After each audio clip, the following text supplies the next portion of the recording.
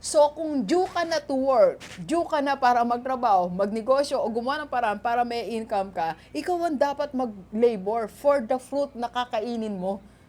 Imagine mo, nag-asawa ka, may anak ka na, yung tatay mo pa rin, hinihintay mo magpadala. Di ba nakakahiya naman yun, di ba? Okay? So kahit nga itong wala yung, hindi tayo magbasa ng verse, alam mo yun, logic, di ba?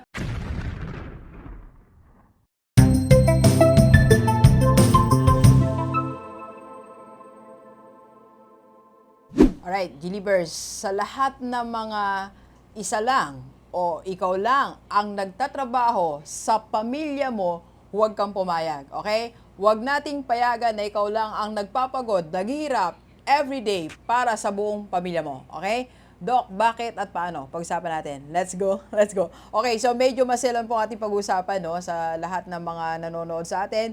Dapat matured lang manood, okay? So, medyo kasi meron tayong konting mabigat na prinsipyo na pag-uusapan. Alam niyo sa ating po lahat na nanonood, no? Kung mag-isa mo lang na nagtatrabaho sa pamilya mo at merong dapat magtrabaho, huwag mong payagan, okay? So, unang-una, kung ikaw ay magulang, nanay, tatay, right? Nagtatrabaho ka o kayong mag-asawa nagtatrabaho. Tapos may mga anak kayo na 2, 3, isa may asawa na, 2 graduate na, hindi pa rin nagtatrabaho, nandyan sa bahay mo, huwag mong payagan.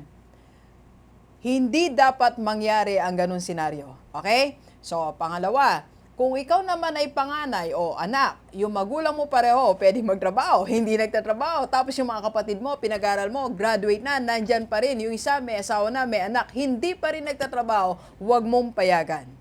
Okay?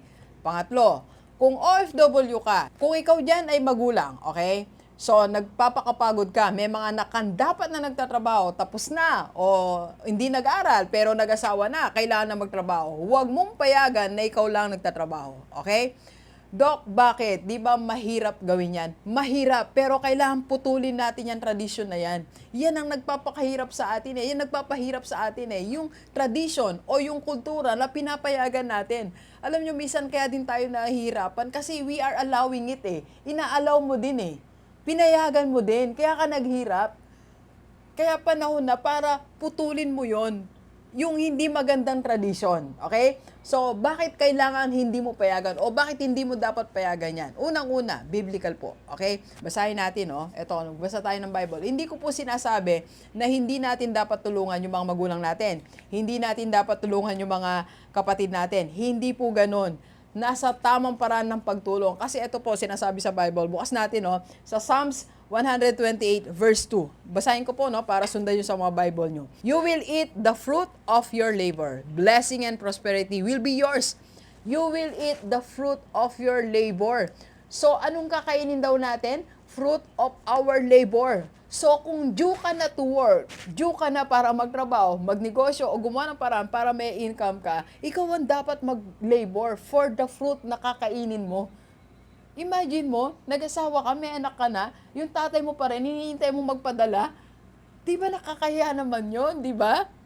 Okay? So kahit nga itong wala yung, hindi tayo magbasa ng verse, alam mo yun, logic, di ba? Given na dapat tayo magtrabaho kasi meron ka ng asawa, meron kang anak. In the first place, dapat nakahiwalay ka na. Alright? So, hindi natin dapat konsintihin. Okay? Hindi natin dapat kinukonsinte ang mali. Okay? Kaya, ganito gawin natin. Kung ikaw lang nag-isa nagtatrabaho, basahin mo to. Okay? Tapos mag-pray ka. Sabihin mo, Lord, wag mo pong hayaan na mangyari to ng tuloy-tuloy sa akin. Kausapin ang mga magulang. Kausapin ang mga kapatid. Alright? Kausapin natin sila. Mag-set ka ng meeting. So, hindi yata magandang nangyayari. Kailangan may trabaho tayo kasi sinabi naman yan sa Bible. And second, bakit natin dapat hindi payagan yan? Eh, hindi po siya sustainable. You cannot sustain that. Mapapagod ka. Hanggang isang araw, ayaw mo nang humarap sa pamilya mo kasi pagod ka na.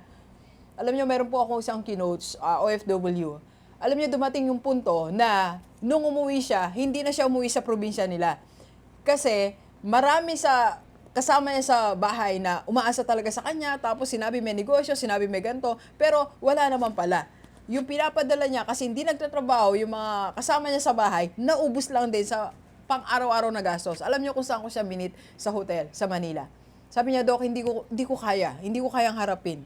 So gusto nyo ba dumating pa kayo sa punto na ayaw mo nang makita yung family mo kasi sobrang sumama na yung loob mo, kasi sobrang napagod ka na? Gusto ba natin yung senaryo na yon, di ba? Ayaw natin kasi ang family design para magsama tayo, para magtulungan tayo. Kaya kung may problema, pag-usapan. Kung hindi mo kayang i-sustain yung ganung situation, magsalita ka, mag-meeting kayo. Alright? And third, ito po. Alam mo, hindi siya magiging healthy sa'yo at sa family mo. Kasi sinasayang nila yung opportunity na dapat umunlad ang buhay nila. May contribution din tayo minsan, di ba? Dapat pinupush mo sila na, magtrabaho ka, magganito ka, para ma-discover niya rin ano yung talent niya, para ma-discover niya rin ano yung binigay na gift ni Lord sa kanya. And last, alam nyo, dapat natin itong gawin na kausapin sila, magtrabaho, they have to work, para hindi sila makagawa ng kasalanan. Alam mo yung taong walang ginagawa, ang maisip niyan, madali. Anong madaling gawin? Kasalanan, pumatol sa tukso. Lahat ng mga walang ginagawa, di ba? Lahat ng, sabi nga, di ba, an idle man is the workmanship of the devil. Diyan nagwo-work si devil. Diyan nagwo-work si Satan sa walang ginagawa, sa walang pinaplano, sa walang sinosolve na problem. Ang dami niyang oras para magkasala. Samantala ikaw, ang dami mong oras na ginugugol para mahirapan siya. Ang dami niyang oras na ginugugol para magkasala. Remember, di ba? Sample, classic example, lagi natin narinig sa mga preaching. Si Haring David, di ba? Kailan siya nagkasala? Kailan niya nakita si Bathsheba, di ba? Nakita niya nung wala siyang ginagawa, nung wala siya sa war. Nung pa lakad-lakad lang siya, doon niya nakita, nagplano na siya, di ba? Ganito gagawin ko sa asawa niya para mapasa kanya yung babae, di ba? So, kasi wala siyang ginagawa that time. So, yun yung naririnig natin preaching, di ba? Well, tama naman, di ba? So, pag wala tayong ginagawa, anong naisip natin? Kasalanan. Okay? Kaya sa atin po lahat, G-Libers, mga followers ko, huwag kang habang buhay maghirap. Huwag mong payagan na ikaw lang nagtatrabaho. Okay? Mag-usap, mag-meeting, manalangin, bumalik tayo sa Bible. Okay? Let's go. Let's go. Kape po tayo. Kape po. And of course, in-invite po namin kayo to attend our free webinar on how to save and invest the right way. Attend po kayo ng free webinar natin para makapag-invest na tayo sa mutual fund, para masikaso ang sarili natin, and maka-avail sa Kaiser. Kaiser 3-in-1 po yan, life insurance, health insurance, and investment. So, para pati pamilya natin mabigyan ng tamang edukasyon sa pananalapi. Okay? And of course, we are doing business and life coaching. PM lang sa personal life ni Doc. Let's go! Let's go! Thank you po.